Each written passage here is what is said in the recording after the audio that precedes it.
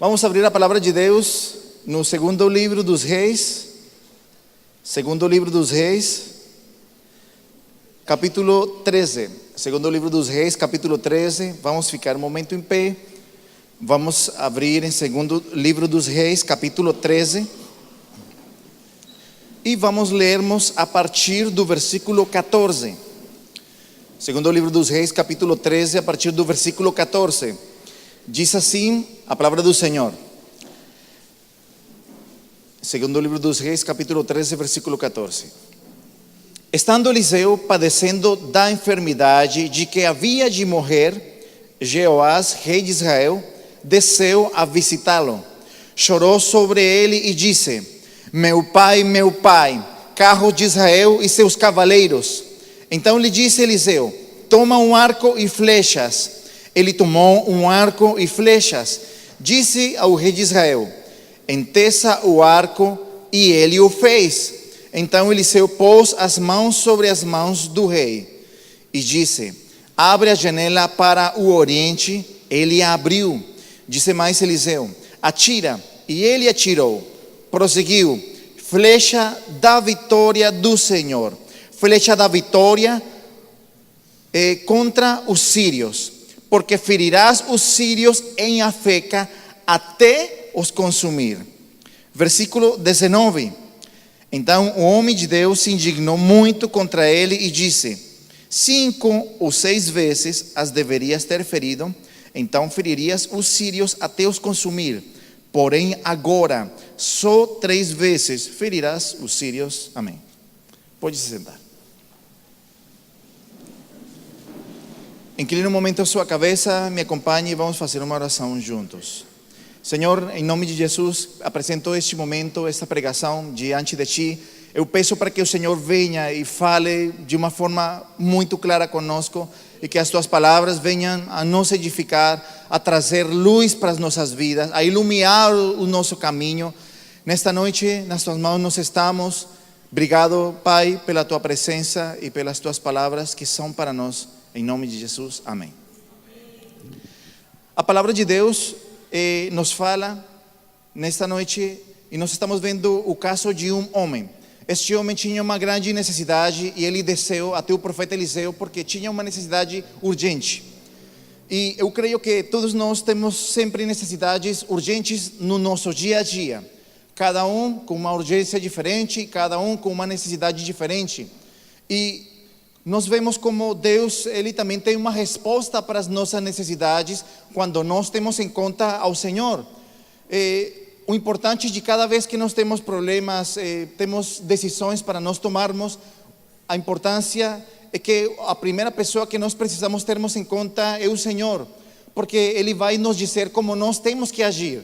Você pode ter a resposta ou as diferentes respostas, mas Deus sabe como é que você tem que agir, como é que você tem que a sua reação, as suas palavras, a decisão, a postura que você tem que assumir perante a situação que está acontecendo. E Deus, Ele é muito claro conosco porque Ele dá a resposta. Deus sempre vai agir acima daquilo que nós conhecemos. Deus nunca vai desprezar o conhecimento que nós temos a respeito de um assunto, mas Deus vai direcionar aquele conhecimento. Isso é sabedoria, saber agir de acordo com o conhecimento que eu tenho e perante a situação que se apresentou. E a sabedoria vem de Deus. Então Deus sempre vai nos direcionar. O que acontece? Nós sempre temos nas nossas vidas, no nosso caminhar com Deus. Estou indo muito rápido? Tá bom, é que às vezes vou muito rápido, né? Na nossa caminhada com Deus, Deus sempre apresenta para nós promessas, Deus sempre dá respostas, porque temos um propósito de Deus, o qual gera promessas para as nossas vidas, temos necessidades e Deus então está gerando respostas acima daquelas necessidades. Mas o que acontece? Às vezes Deus se pronuncia, porém às vezes nós não vemos o fruto daquilo que Deus falou, nós não vemos assim materializar aquilo que Deus prometeu para nós. E às vezes nós nos perguntamos: será que foi de Deus o que Ele falou? Será que foi minha emoção? Será que de fato Deus falou comigo? Será que o erro estará em quem? Será em mim? Será que eu pequei? Será que eu fiz errado? Será que jogo a culpa em alguém? Que é o que nós mais gostamos? Claro, é o que mais nós gostamos, né? Porém, nesta noite eu quero falar a respeito deste assunto, porque às vezes nós começamos e estamos caminhando acima daquilo que Deus tem falado, ministrado no nosso coração. Porém, quando você caminha, o resultado do seu caminhar não está de acordo com aquilo que Deus prometeu. E você sempre vai ter aquela pergunta: o que aconteceu? Onde esteve o erro? E nesta noite eu vou falar a respeito disso. O título desta mensagem é Grandes Promessas, Finais Inconclusos. Grandes Promessas, Finais Inconclusos. Nós vemos aqui na palavra de Deus, este homem tinha uma necessidade, foi até um homem de Deus e Deus deu uma resposta. Deus deu uma resposta. A palavra de Deus diz que Eliseu falou para ele: bom, tome o arco, tome as flechas. E falou para ele: agora reteça o arco. Ele retesou o arco, Eliseu colocou as mãos dele sobre as mãos do rei. E ele diz: agora abre a janela do oriente, ou seja, aponte a flecha para o oriente. Ele apontou para o oriente e jogou a flecha. Esse foi um ato simbólico. E o profeta, ele diz, versículo 17: abre a janela para o oriente. Ele abriu, disse mais Eliseu: atira, e ele atirou. Prosseguiu: flecha da vitória do Senhor, flecha da vitória contra os sírios, porque ferirás os sírios em Afeca até os consumir. Esta foi a resposta de Deus para este homem: você vai ferir os seus inimigos até os consumir. É o que nós desejamos, né? Ninguém deseja conviver com um pecado. Ninguém deseja conviver com um erro. Ninguém deseja conviver com uma doença. Todo mundo quer acabar com isso. Se você quer consertar seu lar, sua família, seu relacionamento, você quer consertar tudo. Você não quer que fique mais ou menos. Você não quer que melhore. Você quer que tudo seja transformado. E Deus tem a mesma visão, porque este homem foi por uma resposta e Deus deu uma resposta muito clara, dizendo: você vai ferir os sírios até os consumir. Porém, nós limos no versículo 19 que esse homem de Deus se indignou. A Bíblia diz: então o homem de Deus se indignou muito contra ele e disse: 5 ou 6 vezes as deverias ter ferido. Então ferirías os sírios até os consumir. Porém agora só 3 vezes ferirás os sírios. O que aconteceu? Porque Deus prometeu uma coisa e assim foi no mesmo dia, no mesmo instante. Nós vemos como agora as coisas mudaram. E Deus diz, através do homem de Deus: agora você vai ferir somente 3 vezes. Você vai ganhar 3 vezes em luta, em batalha, mas você não vai consumir eles mais. Porque as coisas mudaram tanto. Porque Deus falou em um momento algo tão certeiro e agora as coisas mudaram. Porque Deus começa prometendo uma promessa que vai consumir os seus inimigos até os consumir. Porque que vai ganhar, que vai vencer eles até os consumir. E nesse momento nós vemos que agora somente seriam 3 ganhos, 3 vitórias em 3 batalhas. Onde esteve o erro? O que aconteceu? Nós precisamos compreender que perante uma palavra de Deus, uma resposta de Deus e uma promessa de Deus, conta muito a nossa atitude perante aquilo que Deus fala. A nossa atitude é tudo. A sua atitude determina se aquilo que Deus falou vai se cumprir ou não. A postura que você tenha perante aquilo que Deus fale vai definir se você vai fazer com que aquilo que Deus falou se cumpra. Às vezes nós nos perguntamos, e nesta noite eu preciso ser sincero para você: todas as vezes que tudo que Deus falou não tem se cumprido, é a nossa culpa. O erro cai sobre nós. Cai sobre nós.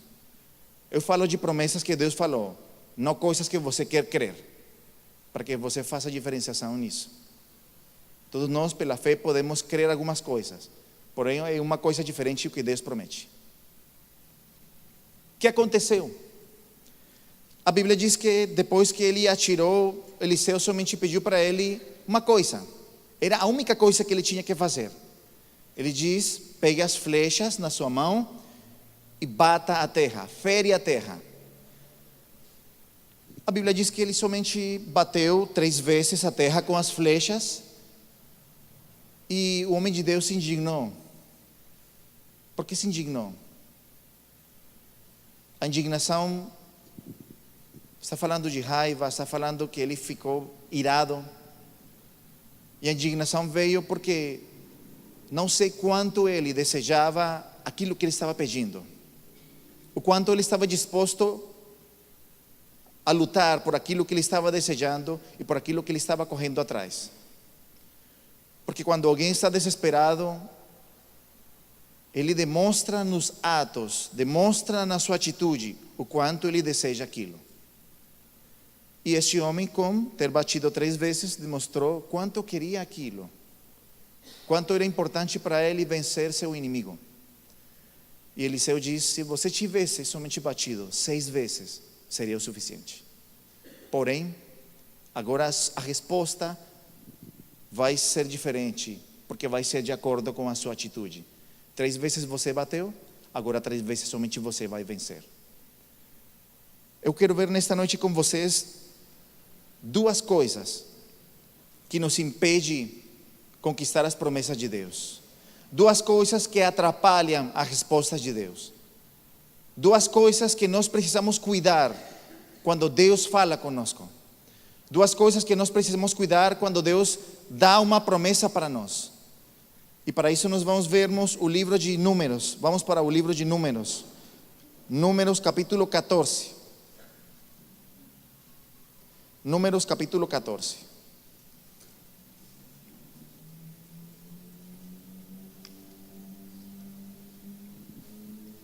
Números capítulo 14, versículo 1. Números 14, versículo 1. Diz assim: levantou-se, pois, toda a congregação e gritou em voz alta, e o povo chorou aquela noite. Todos os filhos de Israel murmuraram contra Moisés e contra Arão, e toda a congregação que lhe disse: tomara tivéssemos morrido na terra do Egito, ou mesmo neste deserto. E por que nos traz o Senhor a esta terra? Para cairmos à espada e para que as nossas mulheres e nossas crianças sejam por presa? Não seria melhor voltarmos para o Egito?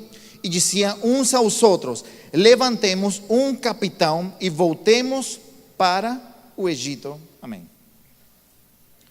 A palavra de Deus fala que neste momento o povo de Israel estava prestes a conquistar a terra prometida. Ele estava já no limite, estava prestes a conquistar, mas algo aconteceu que virou as coisas, virou tudo. O desejo que eles tinham por conquistar agora tinha mudado.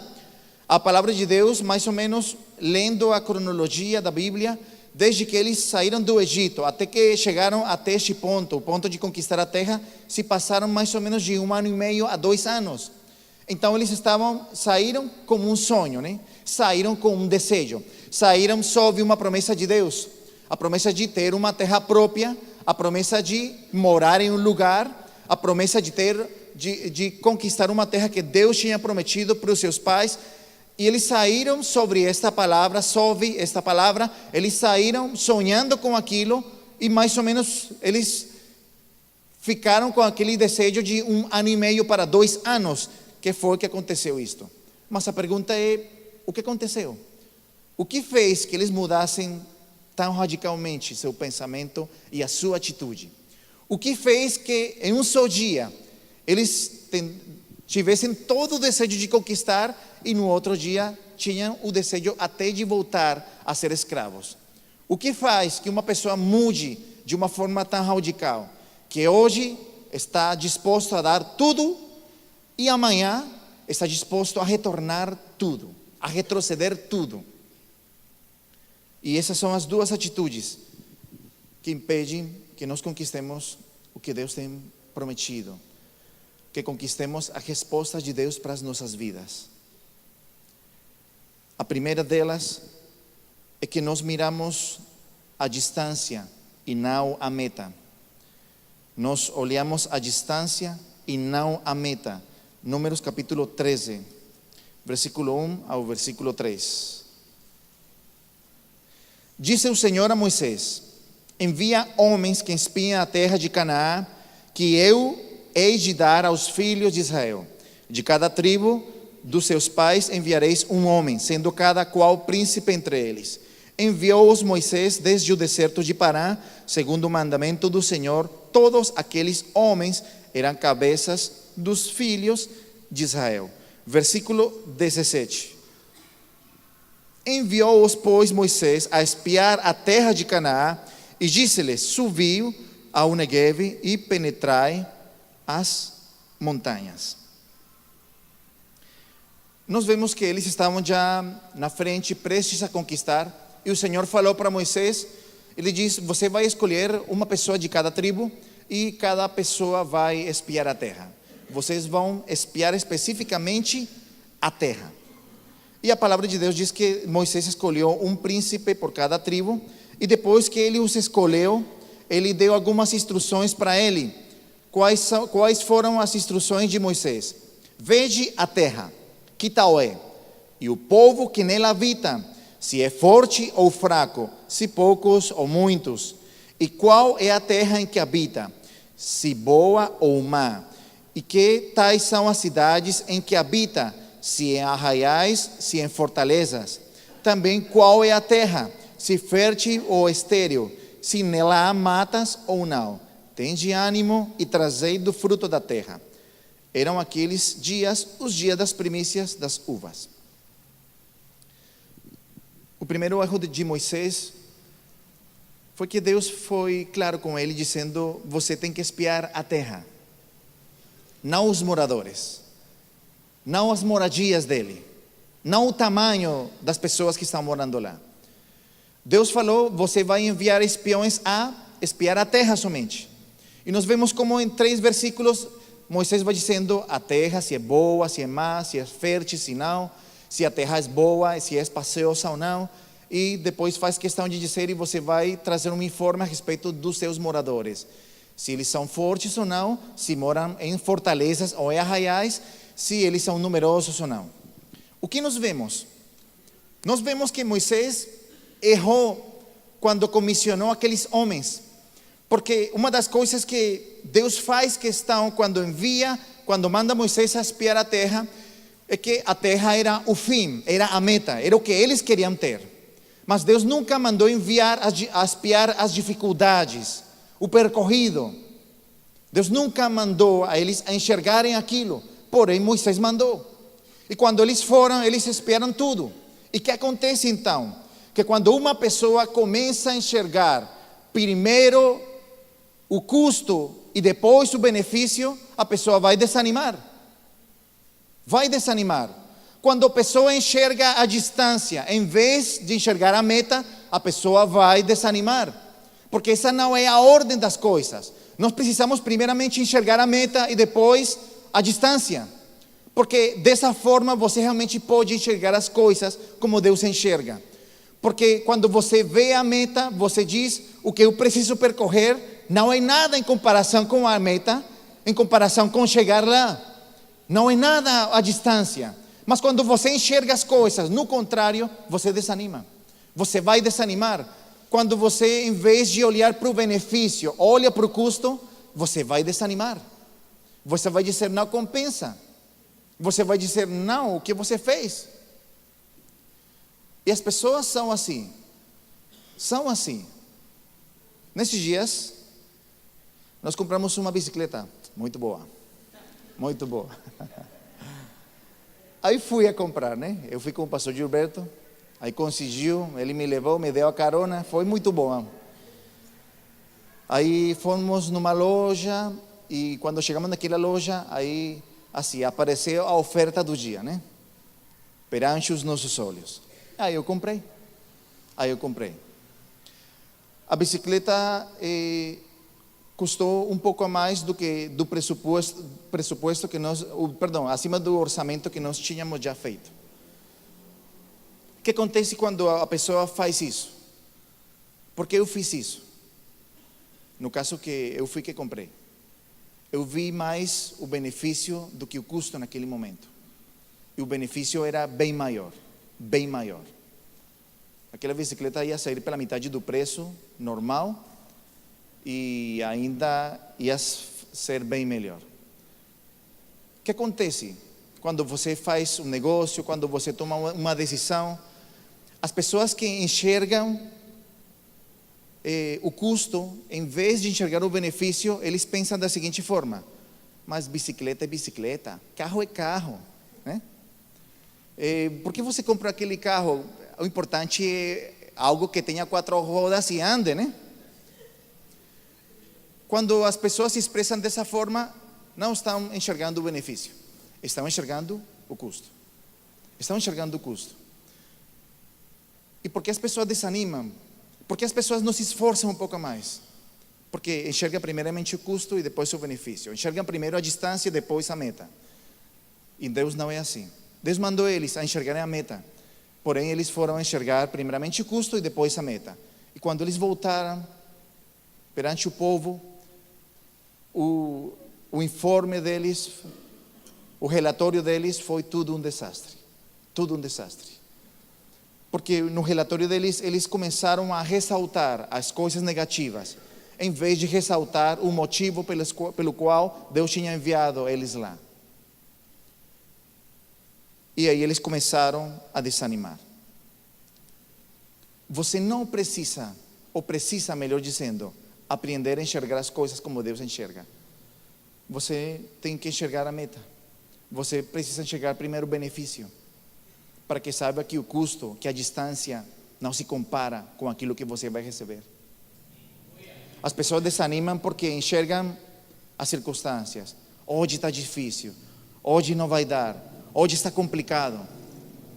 E a pessoa desanima, a pessoa deixa de orar, a pessoa deixa de se consagrar, a pessoa abre espaço para o pecado.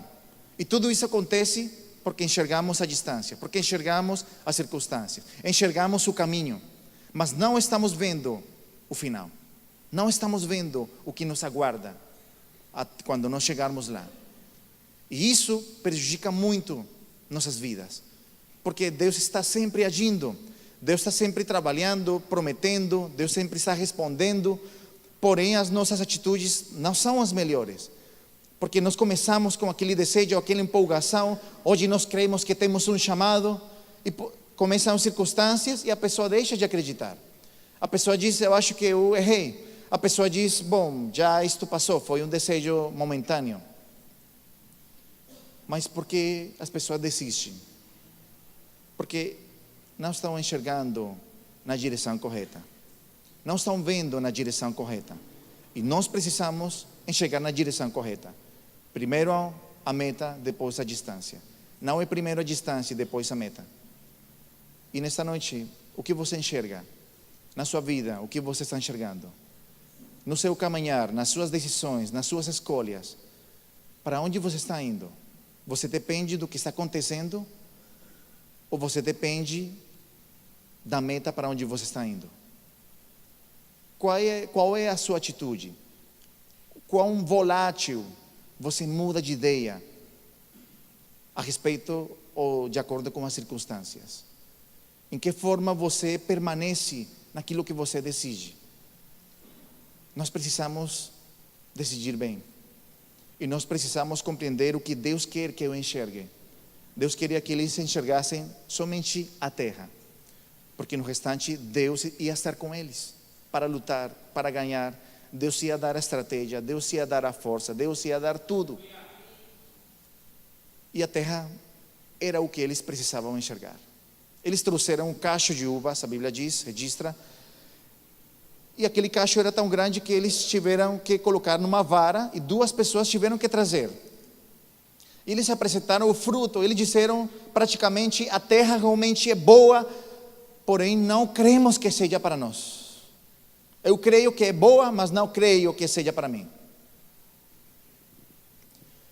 Que outra coisa impede que as promessas se cumpram?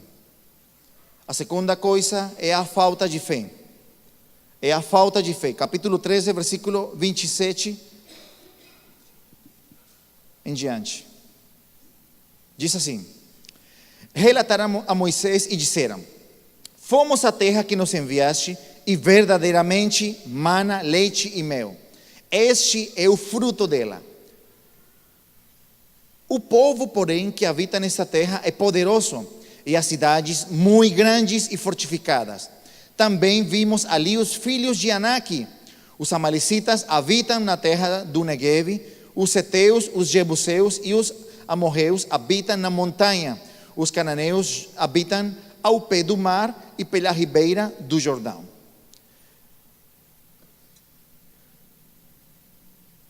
Versículo 31. Porém, os homens que com ele tinham subido disseram: não poderemos subir contra aquele povo, porque é mais forte do que nós. E diante dos filhos de Israel, infamaram a terra que haviam espiado, dizendo: a terra pelo meio da qual passamos a espiar é terra que devora os seus moradores. E o povo que vimos nela são homens de grande estatura. Também vimos ali gigantes, os filhos de Anak são descendentes de gigantes, e éramos aos nossos próprios olhos como gafanhotos, e assim também o éramos aos seus olhos. Uma das coisas que impede é a nossa falta de fé. Fé é credibilidade em Deus. Fé são atitudes que demonstram aquilo que você crê. E este povo não teve fé. Aqueles homens que foram enviados, eles não tinham fé mais para conquistar essa terra. Por quê? Porque as circunstâncias sempre vão ser difíceis, e a maioria das vezes vão estar contra o que Deus falou. Porém, você precisa acreditar naquilo que Deus falou, não naquilo que você está vendo. Essa é uma luta que nós temos sempre. Porque você diz: eu evangelizei e não aconteceu nada, eu acho que eu não sou missionário. Outra pessoa diz: olha, eu tentei cantar e eu senti que não aconteceu nada, eu acho que eu não nasci para isto. A pessoa vai até montar um negócio e a primeira semana não foi boa, ele diz: acho que não vai dar certo este negócio não. Falta de fé. As nossas atitudes refletem aquilo que nós estamos crendo. E nós vemos como eles começaram a falar mal. Primeiro começaram a falar do que eles tinham visto. Aí depois começaram a falar mal, né? A difamar. Difamar é falar de forma proposital contra algo para tirar a boa fama, o bom senso que aquilo tem. E eles começaram a difamar aquela terra, dizendo: aquela terra devora os seus moradores. Lá moram os filhos de Anak, que são muito grandes. Ao nosso parecer, olha o erro da pessoa quando fala a respeito do seu próprio coração. Ao nosso parecer, nós éramos como gafanhotos diante deles. Por isso você não pode se deixar guiar pelo seu parecer, porque cada vez que você faz isso, você está indo para baixo. Esse avião está indo para a terra. E eles começaram a dizer: é impossível, essa terra não é nossa, nós não vamos conseguir conquistar ela. E por causa disso, todo o povo desanimou naquele dia. Choraram durante a noite, como quando alguém chora por depressão, como quando alguém chora porque assume que tudo já acabou, sem mesmo ter tentado nada. Às vezes nós esperamos as piores coisas. Sempre as piores. Vai a pessoa no médico e a pessoa pensa o pior, né? Não pensa que pode ser uma gripe, senão que pode ser um câncer, ou tem um hematoma, ou tem quem sabe o quê. As pessoas sempre pensam o pior. Meu esposo não ligou, tomara que não tenha sido atropelado, né? As pessoas pensam o pior. Não pensam de boa forma, né? Não pensam: talvez o celular ficou sem bateria, então isso é normal, né? Como ele vai ligar? Não pensa: talvez ele deixou o telefone no trabalho. Não, às vezes é o pior. Temos essa tendência a pensar o pior. E às vezes estamos derrotados mesmo sem ter lutado. Tal pessoa nem lutou e já está vencida. Já está vencida. E essa era a atitude deles. Nós precisamos crermos no que Deus falou. Dê crédito às palavras de Deus. Dê crédito ao que Deus proferiu para a sua vida. Dê crédito. Não pense o pior. Às vezes as pessoas pensam no sucesso de acordo com as circunstâncias. Eu fiz muitas vezes isso. Eu já muitas vezes duvidei do meu chamado. Mas eu duvidei, também confesso para você, pelas circunstâncias. Porque eu media meu chamado pelos resultados, só que aqueles resultados também eram minha medida, meu parecer, não o parecer de Deus. Não o parecer de Deus. Deus fala tão diferente. Quando Deus falou para Gideão, ele diz: varão valiente e esforçado. Ele mesmo não se considerava de jeito nenhum assim, mas Deus sim. Eu creio que da forma como nós nos consideramos a nós mesmos, está muitas vezes tão longe de como Deus nos considera a cada um de nós. Às vezes se afasta a nossa realidade da realidade de Deus, porque estamos falando, pensando sempre desde a nossa posição, opinião e ponto de vista. Em questões de promessas, em questão da palavra de Deus, não existe ponto de vista humano. Não existe opinião. A palavra de Deus é veraz. A palavra de Deus é clara. Se o Senhor falou, eu sou o caminho, a verdade e a vida, não tem outro. Não tem outro. Não tem opinião humana que venha a contradizer o que Deus falou. Não tem nada que venha a se impor sobre aquilo que Deus diz. E quero aproveitar uma terceira coisa, é que nós precisamos termos as nossas prioridades em ordem. Precisamos termos as nossas prioridades em ordem, terceiro ponto. Isso é difícil, porque manter as prioridades em ordem, você somente vai saber em coisas práticas. Você não vai saber num culto. Você não vai saber porque hoje você falou que Deus era a prioridade. Você vai saber isso no dia a dia. Quando nós começamos, sempre temos as prioridades em ordem. Mas quando passa o tempo, aquelas prioridades vão trocando de lugar. Por exemplo, encontrei com um pastor no Max. Ele disse: olha, nós tínhamos programado com a mocidade da igreja um retiro de jovens que ia começar, acho que o sábado ou sexta-feira, e ia acabar o sábado. E aí todo mundo já tinha confirmado a participação, 15 a 8 dias de antecedência. E o que aconteceu? As circunstâncias mudaram a respeito de quê? Do jogo, né? Agora o Brasil tinha que jogar no sábado e não no domingo. E aí mais da metade desmarcou.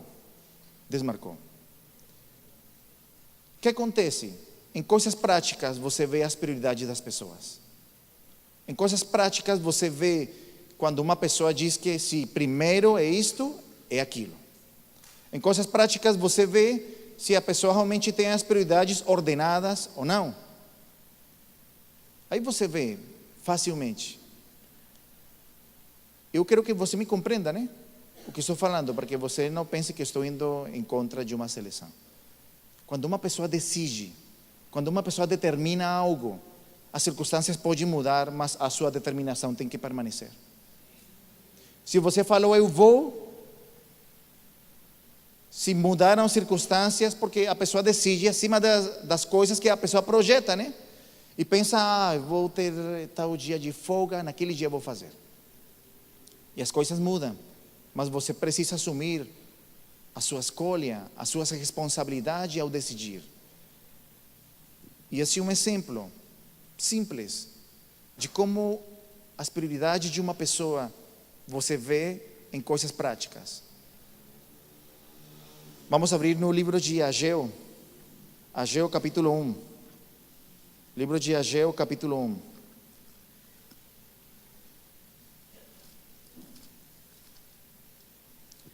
Ageu capítulo 1.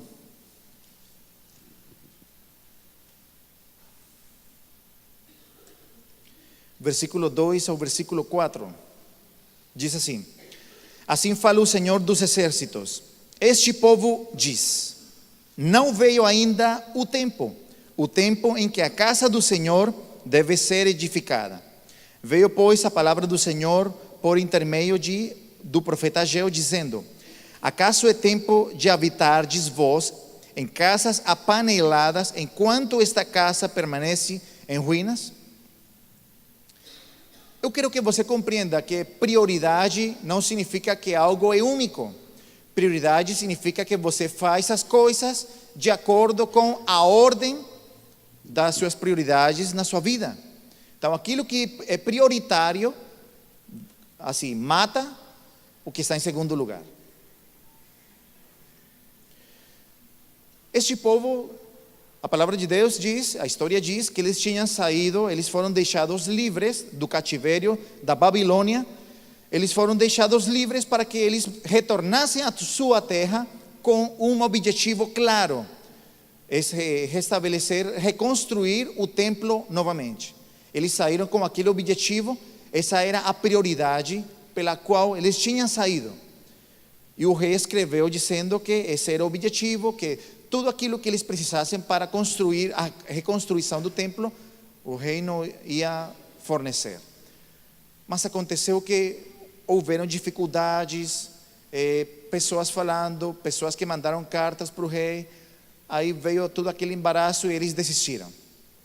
E a obra ficou parada muitos anos, mais ou menos 14 anos, que as bases ficaram ali. Você já viu uma casa inconclusa? Fica horrível, né?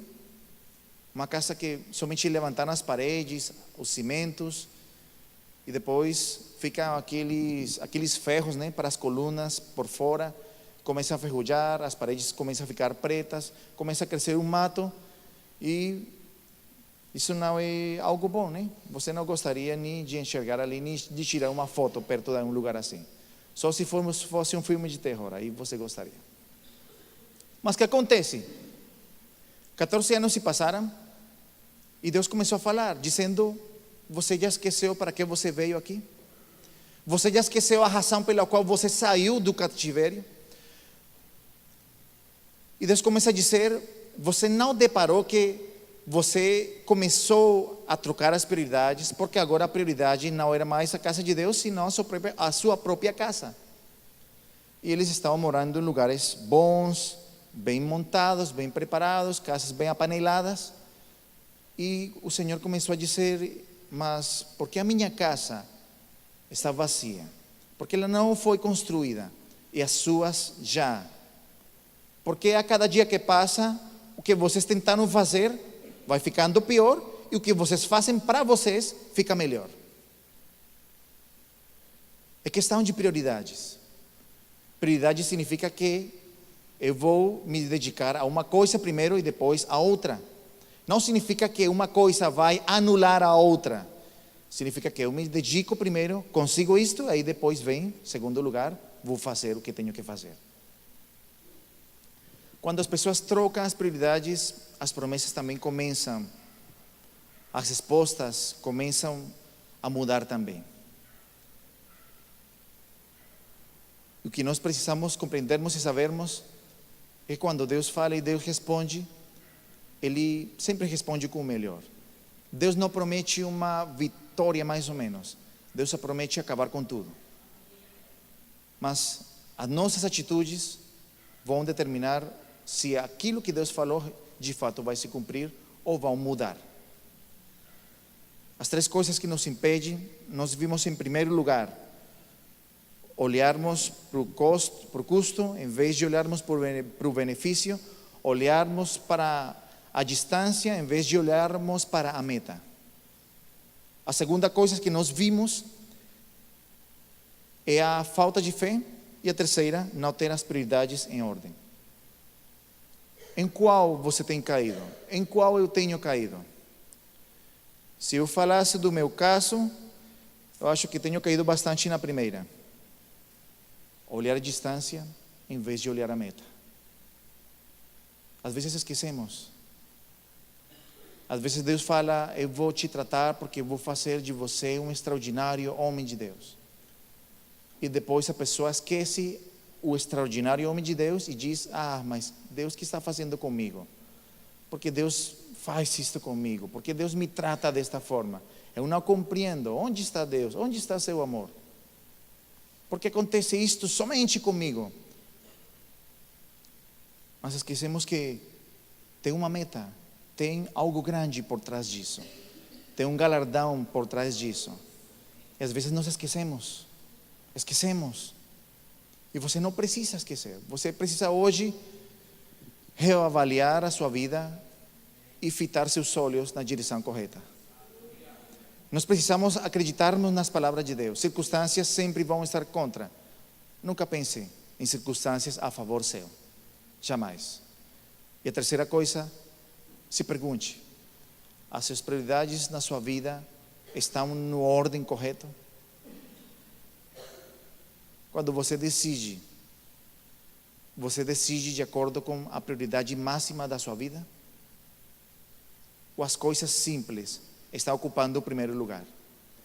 Cada decisão que você toma vai de acordo com as suas prioridades. E se as coisas simples ocupam o primeiro lugar, as suas decisões estão indo naquela direção.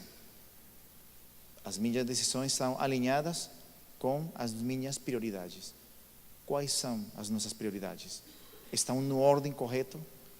Você sabe. E terceira coisa, creio que Deus quer que tudo aquilo que Ele falou para você, para mim, venha a se cumprir. Venha a se cumprir. Eu creio que você precisa relembrar o que Deus falou. Você desistiu, mas Deus não. Deus não. Você talvez não pensa naquilo, mas Deus continua pensando.